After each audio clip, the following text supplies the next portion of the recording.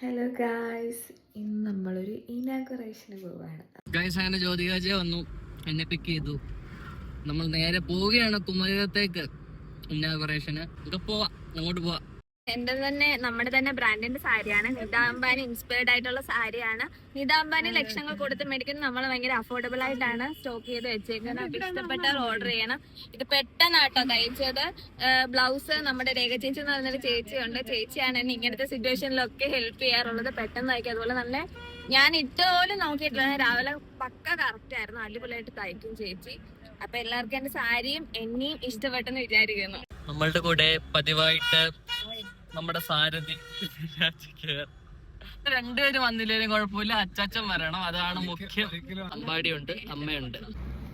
നമ്മുടെ ഇതൊരു റിലേറ്റീവിന്റെ ഷോപ്പാണ്, ഒരു പാർലറാണ്. അപ്പൊ ചേച്ചി നമ്മളെ സ്നേഹത്തോടെ സ്നേഹത്തോടല്ല, നമുക്ക് പൈസ തരുന്നുണ്ട് കേട്ടോ. വെറുതെ അങ്ങനെ വിളിച്ചതല്ല, ഫോർമലായിട്ട് തന്നെ നമ്മളെ വിളിക്കേണ്ടത് പോലെ തന്നെ വിളിച്ചതാണ്. നമ്മൾ 2-3 പേര് വിളിച്ചിട്ടുണ്ടായിരുന്നു. പക്ഷെ നമുക്ക് പോകാൻ പറ്റുന്ന ഒരു സിറ്റുവേഷൻ ആയിരുന്നില്ല ആ സമയത്തൊന്നും.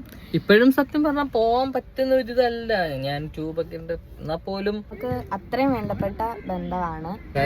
ഞാനാണ് ഗൈസ് വണ്ടി ഓടിക്കുന്നത്. ഞങ്ങൾ കുറച്ച് മേക്കപ്പ് ഇട്ടു. ഞാൻ ഓൾറെഡി ഇട്ടിട്ടുണ്ടായിരുന്നു. ഇതിന്റെ ഇടയിൽ വന്നിട്ട് എല്ലാവരും കമന്റ് ഇടണം, പൊട്ടി ഇച്ചിരി കുറയ്ക്കായിരുന്നു.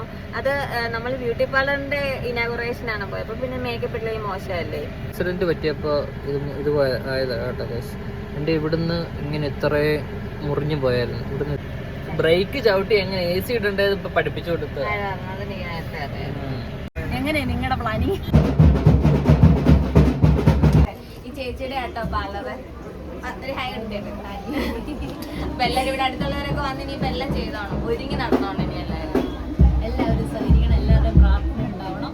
എനിക്ക് എല്ലാവരെയും നേരിട്ട് ക്ഷണിക്കാൻ പറ്റില്ല, എന്നാലും എല്ലാവരുടെയും പ്രാർത്ഥന അനുഗ്രഹം ഉണ്ടാവണം.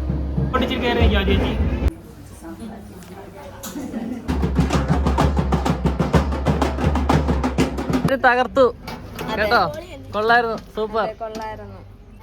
ഞങ്ങൾ ഇവിടുന്ന് ഇറങ്ങുവാണ്.